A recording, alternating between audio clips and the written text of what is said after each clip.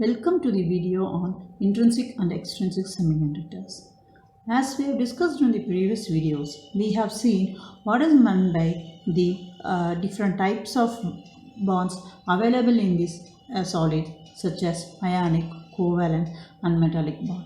Then we have discussed about what is meant by energy band, and we have discussed based on the energy gap or the forbidden energy level. We have seen what is meant by metals, semiconductors and then insulators. So semiconductor is a material which has an insulating property at 0 degree Kelvin, and when a thermal or optical energy is applied, it suddenly changes its property to an conductor. Okay, these semiconductors again they are classified as intrinsic and extrinsic semiconductor. So what is meant by the intrinsic semiconductor? A perfect semiconductor crystal with no impurities or lattice defect is called as an intrinsic semiconductor. So there will be no charge carriers at 0 degree Kelvin, because we know that in an insulator, when at 0 degree Kelvin, that is when no external energy is applied, its valence band is completely filled and then its conduction band will be empty. So the electrons are tightly packed and there will be no movement of charge carriers. When slight temperature or when at high temperatures, the EHPs are formed. So what is meant by EHP? That is electron hole pair. So when an external energy is applied, the valence electrons or the electrons which is present in the valence band are excited thermally across our energy gap, and then they move to the conduction band. So they have enough space to move in the conduction band, and these constitute the EHPs. So these EHPs are the only charge carriers in the intrinsic material. The generation of EHP can be visualized by means of the breaking of the covalent bond. So here in this diagram we can see that there is the covalent bond which is existing between two atoms. So here in this case a covalent bond is broken and hence the electron is free to move. So because of this electron there will be a hole which is formed here. Similarly, each covalent bond breaking will result in an electron and a hole pair. So this is called as EHP. If one of the silicon valence electron is broken away from its position in the bonding structure, it becomes free to move around about the lattice, and a conduction electron is created and a broken bond is left behind. So the broken bond is nothing but the hole.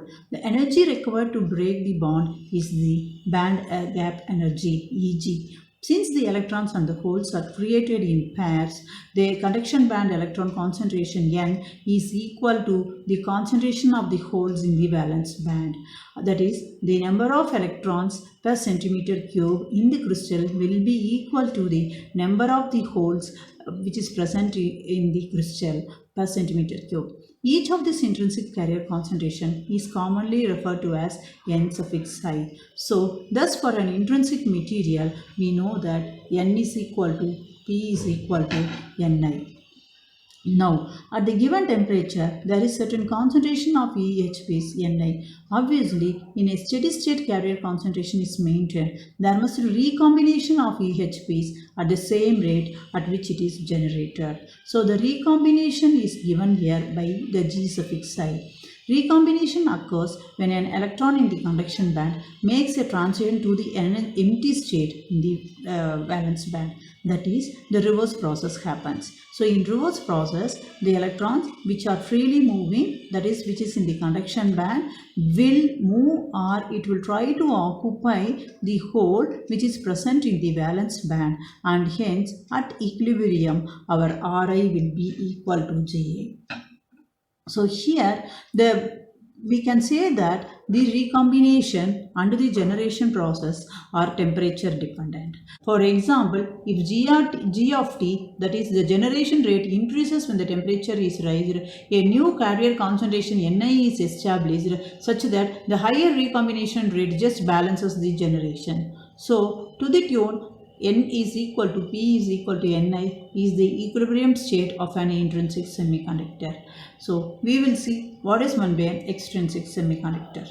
So in practice, intrinsic semiconductors are not very useful because the density of the N and P are much too low for the device fabrication. Impure or extrinsic semiconductor are much more versatile. Among the other advantage, the most important aspect to be able to control the carrier concentration in an intrinsic crystal. That is, the carrier concentration is dependent on the temperature, and it is in addition to the intrinsic carrier concentration generated thermally, it is possible to create a carrier in semiconductor by purposefully introducing impurities into the crystal. So this process is called as doping. So the doping is the most common technique for varying the conductivity of the semiconductors. So here by doping, a crystal can be altered to that it has a predominance of either the electrons or holes. So thus there are two types of doped semiconductor. One is called as N-type and the other one is called as the P-type. So in N-type it is mostly electrons and in P-type it is mostly holes. When a crystal is doped such that the equilibrium carrier concentration N0 and P0 are different from the intrinsic carrier concentration Ni, the material is said to be extrinsic. That is, the previous slide we have seen for an intrinsic carrier concentration N0 is equal to P0 is equal to Ni. When N0 and P0 and Ni all three are different value, then that results in the extrinsic carrier concentration. So what happens here during the doping is an additional level of energy or additional levels are created in the energy band structure. Next, when impurities or lattice defects are introduced into the perfect crystal, so here additional levels are created, and in the energy band structure, that energy band addition level will be usually in the band gap. We will discuss what is meant by an N-type semiconductor. That is, when an impurity from the column 5 of the periodic table, that is, an element which has 5 as its valence electron, or otherwise called as a pentavalent element like phosphorus, arsenic, or when it is added to the pure semiconductor crystal, so it creates an energy level near the conduction band. That is, it introduces an energy level very near to the conduction band in the germanium or in the silicon. So for example, in this diagram, if we see here, so here this is the energy level or the new energy level which is created near the conduction band. So what happens when an energy band is created near the conduction band? So this level is filled with electrons at 0 degree Kelvin and very little thermal energy is required to excite these electrons to the conduction band. That is, in the normal temperature, so that is at 0 degree Kelvin, there will be a very some amount of electrons which is present here. It is based on the impurity concentration. There will be some amount of electron which is present at this energy level, and when a slight energy increase in the energy is done, so the electrons will be moving from the newly formed level to the conduction band. So that is that thus at about 50 to 100 Kelvin alone, virtually all the electrons in the impurity level are donated to the conduction band. Such an impurity level is called as the donor level, and the column 5 impurities or the pentavalent impurities are called as the donor impurities. So here we note that the material doped with donor impurities can have a considerable concentration of electron in the conduction band even when the temperature is too low for the intrinsic EHP concentration to be appreciable. That is, we can say that the number of electrons will be more at a very small temperature also. Thus, semiconductor doped with a significant number of donor atoms will have N0 is very much greater than Ni into P0. That is, the amount of electrons which is present here will be equal, it will be very much greater than the P0.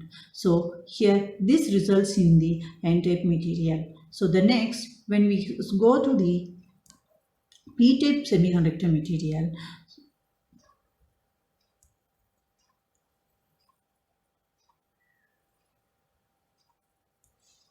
So in p-type semiconductor material, here the atoms from the column 3, that is the trivalent impurities, those are called as the trivalent impurities, and which has a 3 as the valence electron, like boron, aluminium or gallium, they will be interacting with the pure semiconductor materials, and because of that an energy band will be, or an energy level will be created which is near to the valence band. So here we can see that an energy level is created, and here due to similar to our n-type material, here when a small amount of thermal energy is applied, the valence electrons which is present here, that is at low temperature, enough thermal energy is available to excite the electrons from the valence band into the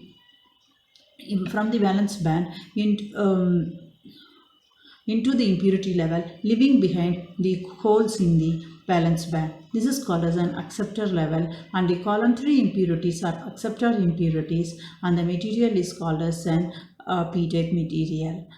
So in the covalent bonding model of the silicon crystal, the donor and acceptor atoms can be visualized as shown in the figure. So as the arsenic atom, that is the pentavalent atom in the silicon lattice, has the 4 necessary valence bond or valence electron to complete the covalent bond with the neighboring silicon atoms. So here we can see that in the picture, this is the arsenic atoms and it has 4 valence electrons in the 4 places, and hence the 5th electron is loosely bounded to the arsenic, or it is loosely bounded to the crystal, and a slight increase in the temperature or the slight excitation may result in this electron to be free for the contact. A small amount of thermal energy enables this extra electron to overcome the binding into the impurity atom, and it is donated to the lattice as a whole. This is free to participate in the current conduction. This process similarly occurs in the column 3 impurities or in the trivalent impurities, that is in the boron, where it has only 3 valence electrons to contribute to the covalent bonding, thereby leaving one bond incomplete. With a small amount of thermal energy, the incomplete bond can be transferred to other atom. It can be transferred to the other atoms as the bonding electron exchanges the position. We can calculate rather simply the approximate energy required to excite the 5th electron of the donor atom into the conduction band. Here, the 5th electron is loosely bound to the atom, and hence we can approximate this situation by using the Bohr's model result. Put together, we can say that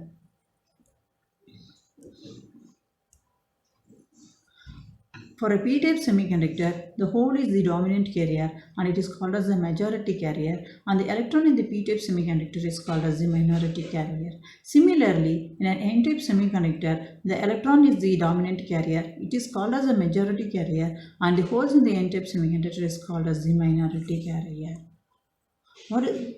What is Fermi level? So the Fermi level in the semiconductor plays an important role in the conduction process. So the formal definition of the Fermi level is the energy level where the probability of occupancy is 0.5. So for an intrinsic semiconductor, the Fermi level will be at the exact center of our energy gap, whereas here in the n-type semiconductor, so the Fermi level will be near to the conduction band, whereas in the p-type semiconductor the Fermi level will be near to the valence band. So this Fermi level indicates what is the possibility that the electron can move from the conduction band, from the valence band to the conduction band. So here in this video, we have discussed about what is meant by extrinsic and intrinsic semiconductors. So in the next video, we will be discussing about the conductivity and mobility, and we will be having a simple derivation,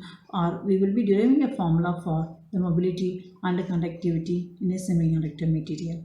Thank you.